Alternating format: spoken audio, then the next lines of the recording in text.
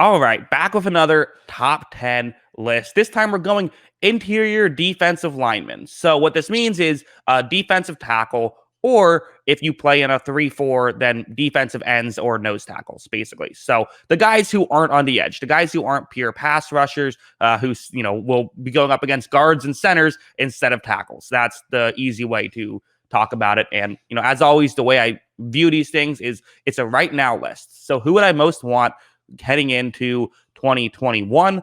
A couple honorable mentions. I have Calais Campbell, Stephon Tuitt, and Jeffrey Simmons, all guys who I considered but did not quite put on this list, so they make my honorable mentions category. Let's get into the list. Number 10, I am going with Leonard Williams, who had a breakout season in 2020.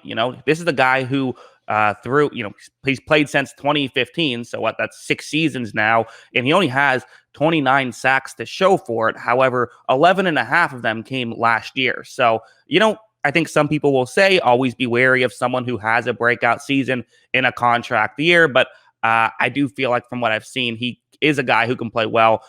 A little note is that he doesn't just play on the inside, he plays everywhere. So I had to really decide, am I going to put him on the edge? Am I going to put him on the interior? I thought he's listed as a defensive tackle. He primarily plays that. So that's where I put him, at least from what I've seen, he primarily plays there. So I think that's fair. And again, he's a good pass rushing guy who I feel like stops the run underratedly well. When you get a lot of sacks like that, people assume, oh, you're just a pass rusher. No, he can stop the run as well. He absolutely can. Number 9, I am going with Fletcher Cox, the guy who is, oh, by the way, he's only 30 right now, so he's not that old. He has been banged up over the course of his career, so there is that.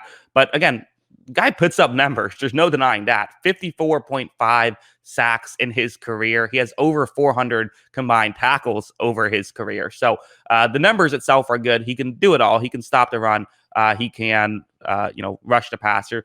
Just getting up there age-wise, so falls a little bit down, but I still think he'll be good right now, so he still belongs on this list. Number 8, I'm going with Grady Jarrett, who I do feel like he was a little bit better in 2019 than 2020. The numbers do back that up as well, with 7.5 sacks in 2019, only 4 last year, and 69 combined tackles in 2019 to 52 last year.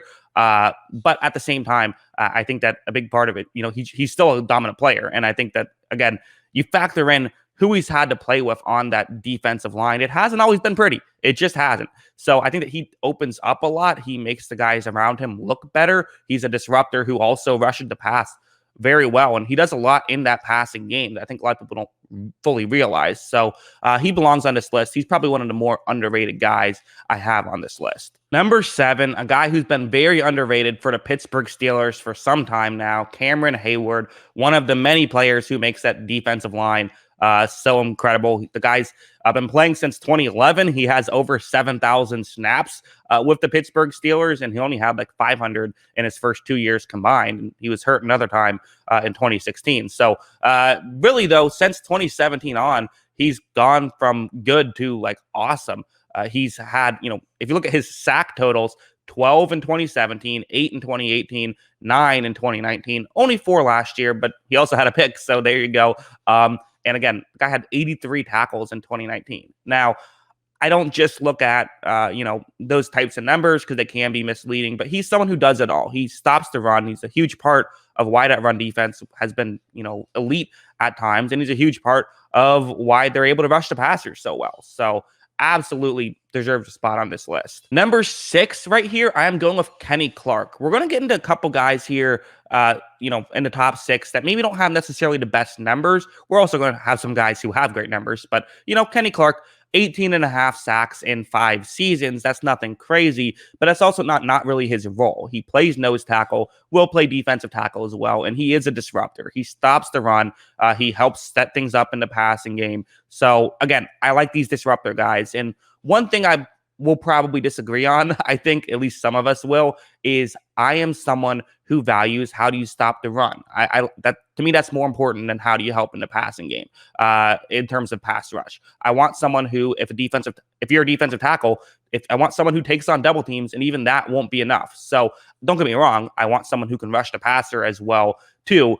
So, I factor both things in, and Clark can do both, but I probably put more emphasis on the running game than the average person does, is all I'm saying. Number 5, I am going with Quintin Williams, which it's very fun to be able to put him as a top 5 defensive tackle, or I guess interior defensive lineman, given the fact that his first season was rough. And, there was a legitimate conversation about him or Nick Bosa. Which one do you choose? And, San Francisco went with Bosa, and Bosa completely went off, won Defensive Rookie of the Year.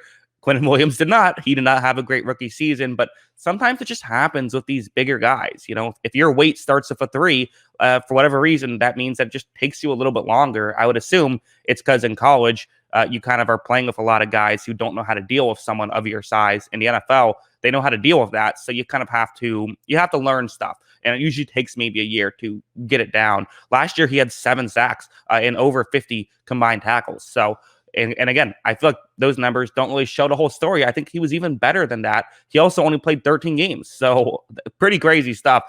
He's a top 5 defensive tackle for me. Number 4, I have DeForest Buckner right here. Buckner is incredible. Again, you look at his traditional stats with the sack count.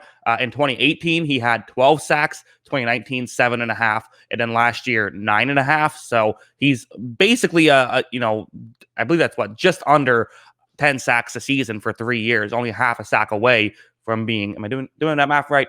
Something like that. He's nearly a sack away. I think he's 1 sack away from being a 10 sack season type guy. And to me, this is the elite tier. These top 4 guys are the guys who I consider elite. But again, as I said, to me, I value how do you do in the running game a little bit more. He's much better in the passing game. He's still good in the running game. He's still fine. But really where he makes his money is in the passing game. So that's why it was between him and number 3, who I really had to decide where do I go with it. That ended up being the tiebreaker. But I do think he's a sizable jump up from, 5 through 10. Number 3, I'm going with Vita Vea, who Vea is just an interesting guy. And I mean, when you talk about guys who can stop the run, he's the best in the league at that. He's better than number 1 and number 2. Now, he's not as good in the passing game as those guys, so that's why I have them ahead. But he's legitimately, in my opinion, the best. He's one of the best run defensive players we've seen ever. I mean, he's incredible. And again, his bulk stats are nothing crazy. And part of it has been injury, but, only 7.5 sacks in 3 seasons, only 73 combined tackles in 3 seasons. But that just doesn't tell the story. Watch the tape. The guy takes on double teams every play, literally every play. And not only does he do that, but he's disrupting stuff. He's still finding ways to get the quarterback out of position and get him to kind of have to run over, where now Shaquille Barrett comes in and makes the play. There's a reason why no one was really going crazy over the Buccaneers defensive line up until the last, the NFC Championship game and then the Super Bowl. And a big part of it is because Vea wasn't playing until those 2 games. And again, I have to say, watch that Super Bowl and just watch how if you have NFL Game Pass, go on to All 22 and watch how every play he's doing something. Every play they're focusing on Vita Vea. I think they even said, I think Mahomes said, we have to know where he is on every play. And they did, but then everyone else was able to feast. So that's what he brings to the table. Number 2, I'm going with Chris Jones. To me, number 1 and 2 are just obvious. I think it's clearly right when I made this list, I'm like, okay, well, 1 is that guy and 2 is Chris Jones. Because Chris Jones, I mean, again, you look at his numbers, 7.5 sacks last year, 9 sacks the year before, and 15.5 the year before that. Now, he will get some time as defensive end, or edge rusher.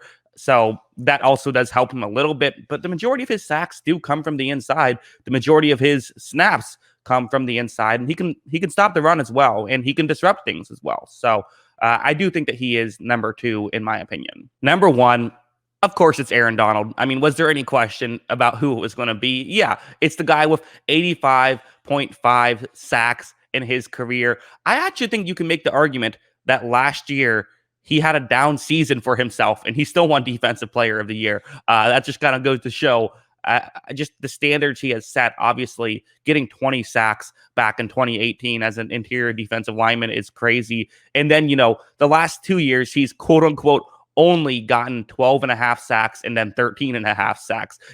Got to pick it up. Only 26 sacks in a 2-year stretch from a defensive tackle. He will play on the edge a little bit, but again, most of his sacks come from defensive tackle. I actually think he rushes the passer better from that spot for whatever reason. He's like the strongest man alive. The fact that like if you look at those pictures of him without a shirt and you're like, how is that a human? It doesn't make any sense what he can do. So it's crazy to think that, people said he's undersized, only 284 pounds, but you know what? He's as strong as anybody. And little less room to go around. He can move better than anybody. He's incredible. Aaron Donald, easy choice for number one, I think. What do you guys think? Let me know in the comments below. What do you agree with? What do you disagree with? Always love hearing from you. And of course, as always, thanks for watching.